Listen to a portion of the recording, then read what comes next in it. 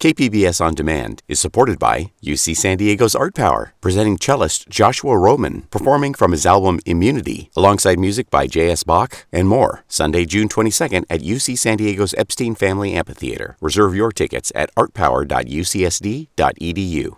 Welcome to the KPBS Summer Music Series.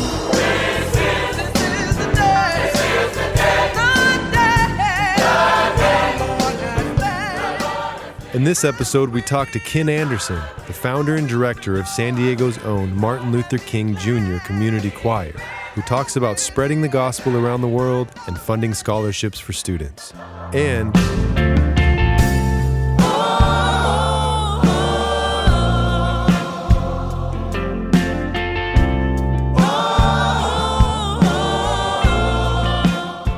Voices of Our City Choir is made up of homeless musicians and singers.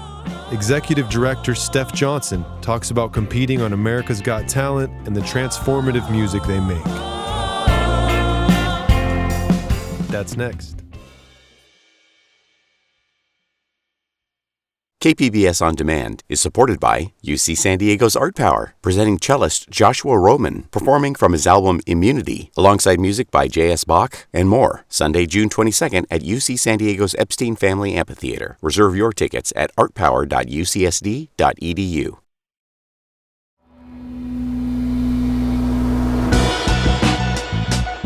Welcome to the KPBS Summer Music Series, San Diego's own music discovery podcast that features encore presentations of our best in-studio performances and interviews, celebrating our diverse music scene and beyond.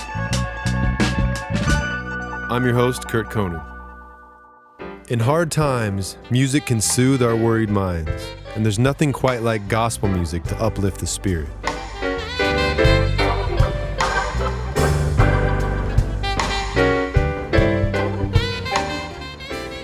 We're going to hear some wonderful gospel music and learn the history of Black American spirituals, the original American music that gave birth to so many genres we enjoy today.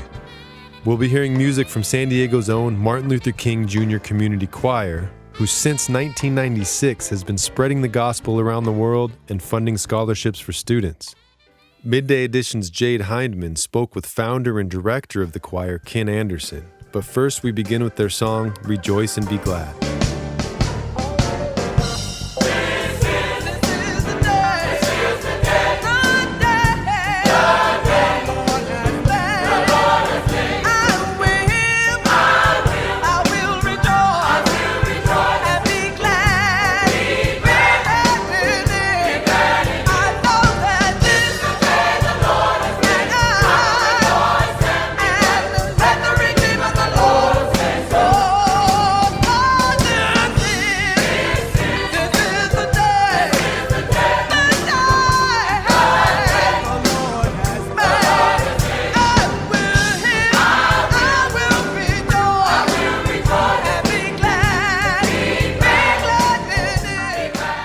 Joining me today is Ken Anderson, the founder and director of the Martin Luther King Jr. Community Choir San Diego and UCSD's Gospel Choir Director.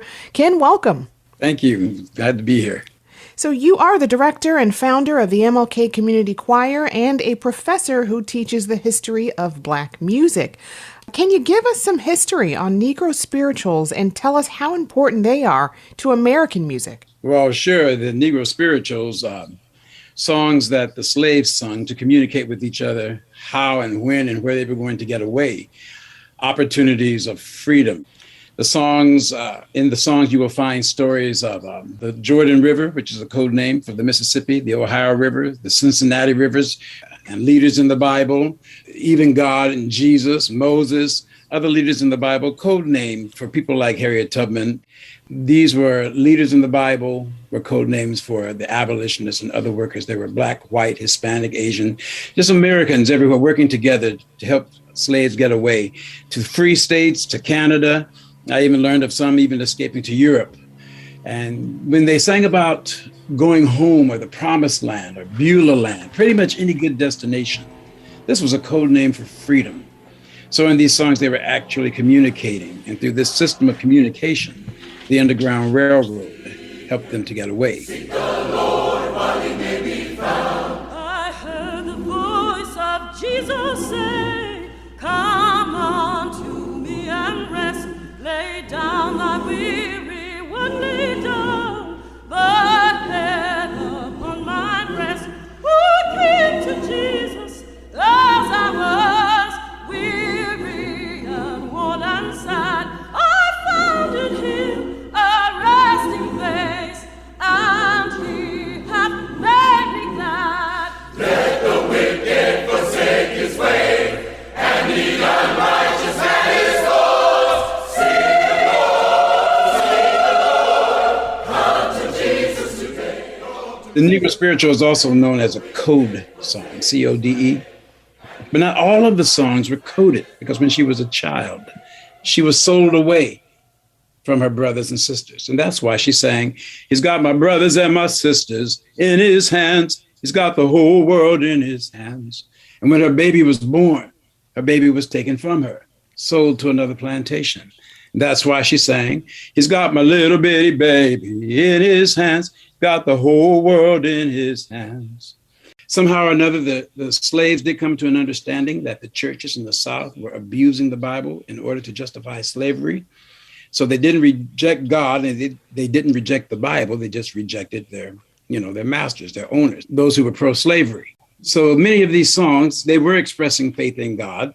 And some of the songs they're singing just encouraging one another. But when you get to songs like Steal Away and Swing Low, Sweet Chariot, There's a Balm in Gilead, Let Us Break Bread Together on Our Knees, and on and on. When you get to songs like this, they were actually communicating. This is when and where and how we're going to get away. Wow. And I think that's interesting because in the song that you mentioned, he's got the whole world in his hands. Many people, I think of that song as a song of rejoicing. And really, it's a song that is talking about deep trauma. Deep trauma, but more to the point, encouragement in the midst of deep trauma. They would sing songs like, I'm so glad that trouble don't last always, or Lord, help me to hold out until my change comes, and things like that. They're encouraging one another to hold on, keep your hand on the plow, hold on. And even in this song, finding encouragement. And because, they were living in a terrible time, and they were basically livestock. They were basically property. Families broken up, beaten and made to work, forced labor. So that song was, it's lifting them up or encouraging them. How did you learn to sing and play music? Actually, I started in church, like a lot of other people. I was 4 years old when my mother taught me my first song, Jesus Keep Me Near the Cross.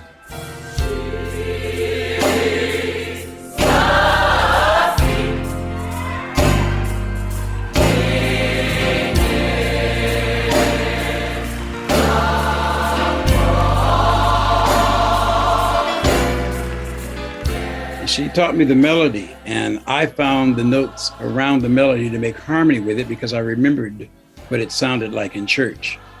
And that's when the family realized something was going on with me musically. And then when I was 6, I began playing in church. It wasn't necessarily everything you wanted to hear from someone playing the piano. And the other from what I don't remember this to tell you the truth, but this is what I'm told. And there were many people in the congregation, if not all, saying, please get the kid off the piano. The pastor said, leave him alone. He's the only one showing any interest. We'll keep singing. He'll keep playing. He'll catch on. So when I get to heaven, I owe him a great debt of gratitude. But I started playing in church when I was 6. Children's choir, became the children's choir director when I was about 15 or 16. By the time I was 17 or 18, I became the head of the music program. And from there, I've been directing and singing and playing. There you have it. And what's the mission of the Martin Luther King Jr. Community Choir? We enjoy singing this music and bringing it to others and seeing the joy and how it lifts people when we go everywhere we travel, even around the world. And Dr. Martin Luther King expressed this sentiment in one of his great speeches where he had dreamed to see the different races together singing the old Negro spirituals in the Martin Luther King Community Choir, in UCSD Gospel Choir in particular. We live that dream. One of the practical impacts we have on the community is we provide scholarships for graduating high school seniors exclusively in the visual and performing arts. Can anyone participate in the choir? If you're breathing at regular intervals and you can get through the door, you're in. And how many members? Tell me about, how many people are in this choir? Well, we sustain a number between 80 and 100. And the choir has performed for different audiences around the world. What's it like taking the spirit of Martin Luther King Jr. and this uniquely American music to other countries? It's awesome. It's really awesome. Taking it around the world is just like taking it around America. Very few people, even in the Black church, know the history of the music.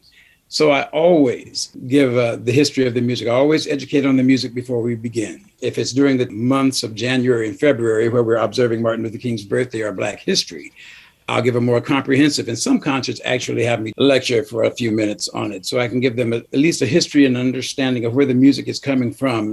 This music comes from a very dark time of American history. Just like any other country, America has embarrassing past as well. But the greatness for any country is to be able to recognize when you're wrong, repent, and improve and grow. And then that's built into America, the ability to do that. And that's a wonderful thing. The same thing I do in America, I do in the other 7 countries we've been to. Number 8 was on the way, and then the pandemic hit. We were going to Canada, but we've been, Germany, Prague, Rome. We actually sang at the Vatican. And we were at the Mass of the late Pope, his last Easter Mass.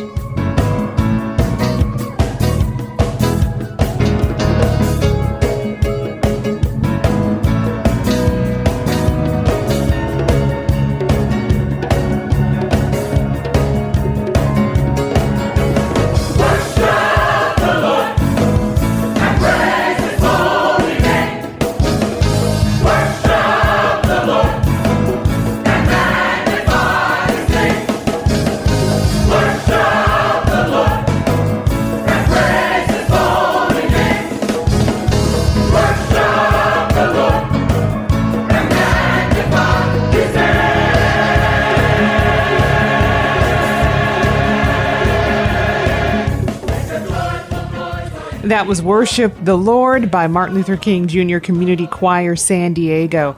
So how does this music fit into this particular moment that we're living in right now? I don't know that gospel music fits into a particular moment so much as it fits into life. Gospel music speaks to every aspect of life, even the time of life we're in now, because the music is born out of hard times. I mean, this is not the first time America's been in a hard time.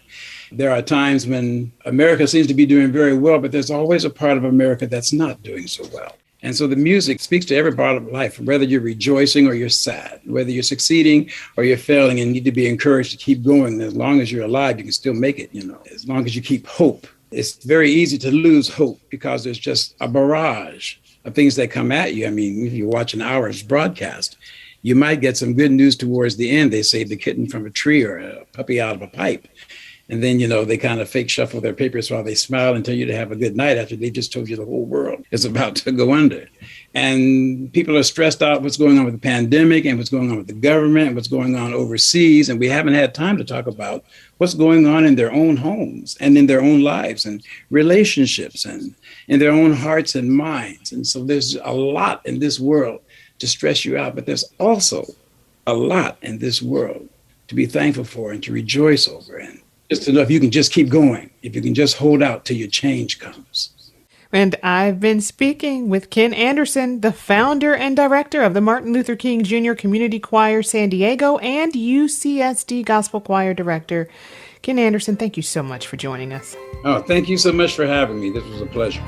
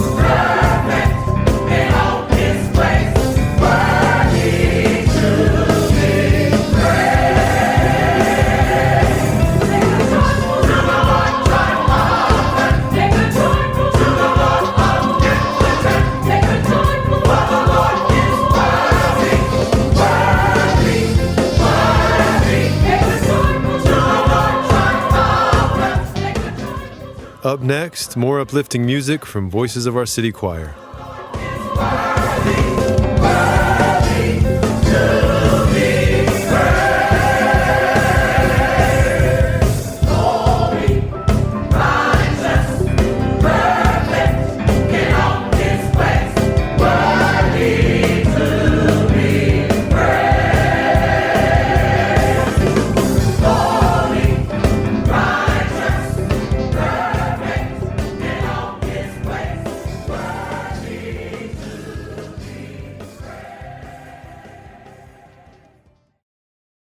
KPBS On Demand is supported by UC San Diego's Art Power, presenting cellist Joshua Roman, performing from his album Immunity, alongside music by J.S. Bach and more, Sunday, June 22nd at UC San Diego's Epstein Family Amphitheater. Reserve your tickets at artpower.ucsd.edu. Welcome back to the KPBS Summer Music Series. Out of tragedy comes triumph and transformational music. That could be the motto of San Diego's Voices of Our City Choir. Recently, the entire nation got to meet this group of homeless musicians and singers who first assembled in a small metal church back in 2016. As contestants on America's Got Talent, the group wowed the judges and made it all the way to the semifinals. Midday Edition's Maureen Cavanaugh spoke with the choir's executive director, Steph Johnson. But first, we begin with the Voices of Our City Choir performing Sounds of the Sidewalk on America's Got Talent. Listen to the sounds of the sidewalk. Listen to the sounds of the sidewalk. Rolling on the pavement with the 1-2 beat. Smooth and steady, rolling easy down the street. Even though I'm not right back up on my feet, I'm helping myself stand up independent. I gotta keep that hope for tomorrow. With the dignity inside, what's mine is yours tomorrow. And we're rolling, rolling, rolling. Listen to the sounds of the sidewalk. Listen to the sounds. That was the Voices of Our City Choir performing Sounds of the Sidewalk on America's Got Talent, winning them a golden buzzer, sending them to the semifinals. Executive and Creative Director of the Voices of Our City Choir, Steph Johnson, joins us now. And Steph, welcome to Midday Edition. Thank you so much, Maureen. I'm so honored you have me on today. Congratulations on making the semifinals for America's Got Talent. What was that like, performing for a national audience? I'd have to say it's the most beautiful, surreal experience we've ever had. Of course, we're all going through this pandemic. We're a choir that started on the streets of San Diego. We never even had the intention of performing live. It was just for us to come together and make music and be together. And the performing really has given our choir members so much confidence, and created this family dynamic that we go and do these events and gigs together and shows that it's an honor to get to share our love with an audience. So now that experience is being done on this huge stage for national television, and America calls in and they vote for us. It's hard for me to not get emotional because it's so incredible. Oh, I can imagine. I mean, I think it chokes everybody up just listening to the choir. I'm wondering, though, how did you practice for this experience, especially considering we're in the middle of a pandemic? The first audition we did, which garnered that golden buzzer that put us in the quarterfinals, that was one of the last performances that happened in Pasadena in front of a live audience. Right after that, we got all the quarantine homestay orders. Immediately, we went into putting all of our music programs online. And then we realized a lot of our choir members lacked technology and Wi-Fi. So then it turned into acquiring 75 laptops and distributing the laptops and making sure people had access to Wi-Fi and also had the training and had tech support. But we've learned so much during this whole time. And the choir members learned all their parts via Zoom. It was really incredible. Well, besides the pandemic, the choir also lost co-founder and choir director Nina Deering in a tragic car accident. How's everyone coping with that loss? It comes up all the time, actually. The choir's grown. We now have about 250 members. Nina and I started the choir together in 2016.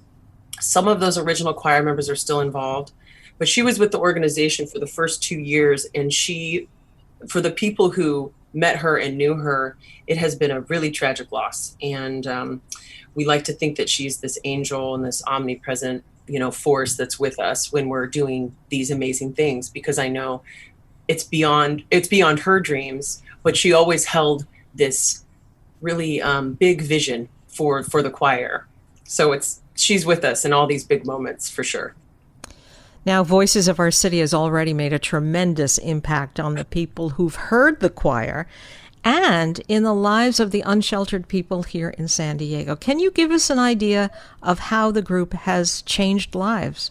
Through this, year after year of this kind of commitment to each other, we've helped over 60 people move off the street. A lot of our choir members have reconnected with family. A lot of choir members have chosen sobriety, given up smoking cigarettes, choosing a healthier path, a healthier lifestyle, gone back to work. And a lot of our choir members, including our case manager and 2 members of our staff, they were unsheltered when we started the choir, and they became part of the choir and now have jobs as not only in their position, but they're like peer advocates. So it's people who with lived experience being there as a resource and connecting people to resources at their time, at their pace. We're a constant presence. Even during the pandemic, we still partner with Living Water Church downtown, and we've opened up a 5-day week food distribution, hot meal distribution, clothing. Also, we have a 5-day a week charging station, which is all run by choir members. It's just it's a gateway, and it's a path and a connection without any judgment and only just love and a friendship, Let's hear another song. We're going to hear Voices of Our City Choir performing Thinking About Love.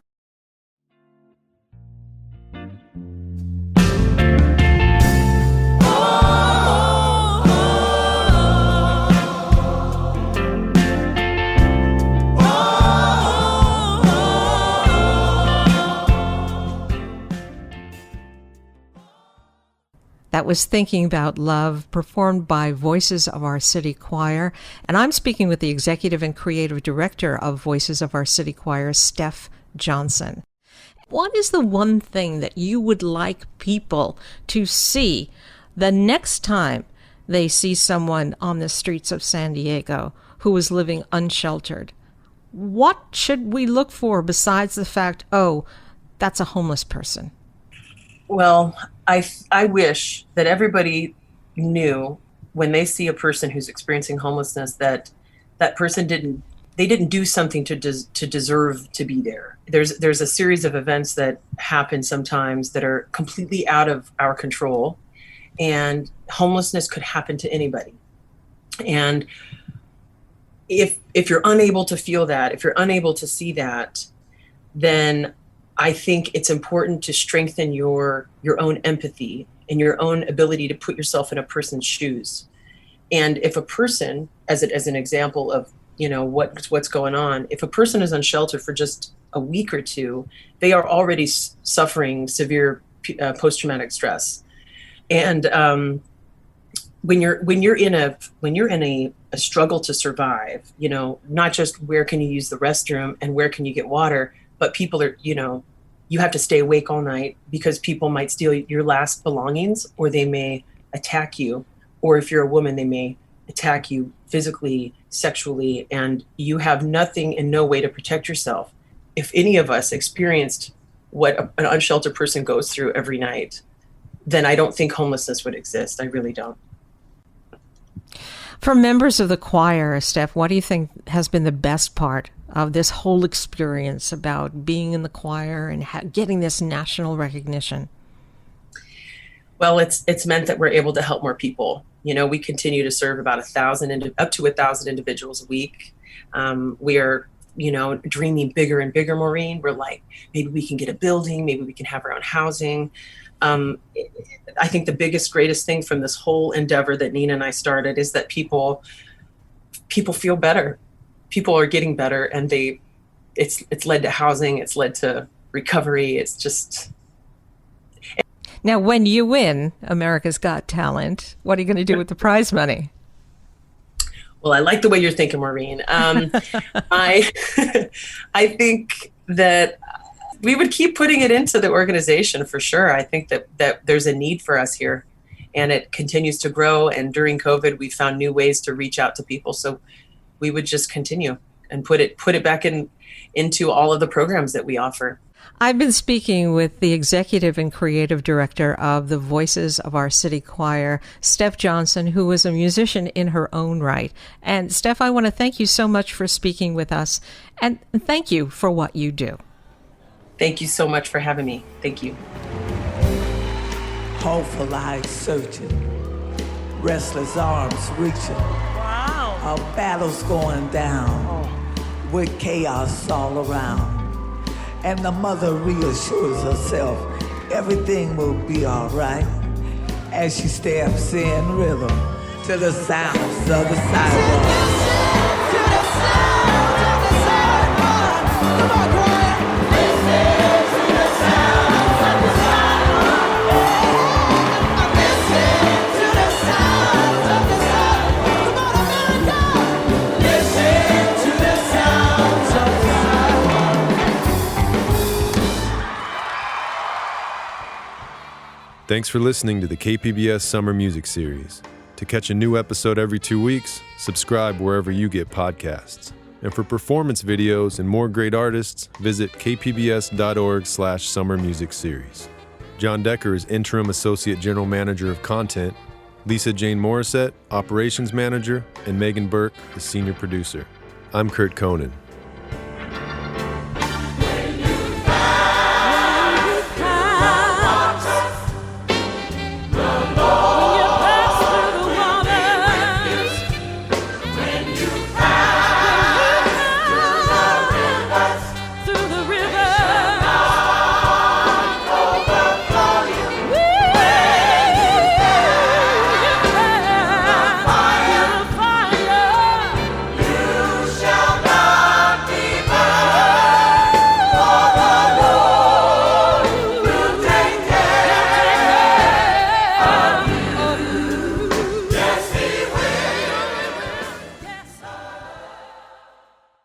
KPBS On Demand is supported by UC San Diego's Art Power, presenting cellist Joshua Roman, performing from his album Immunity, alongside music by J.S. Bach and more, Sunday, June 22nd at UC San Diego's Epstein Family Amphitheater. Reserve your tickets at artpower.ucsd.edu.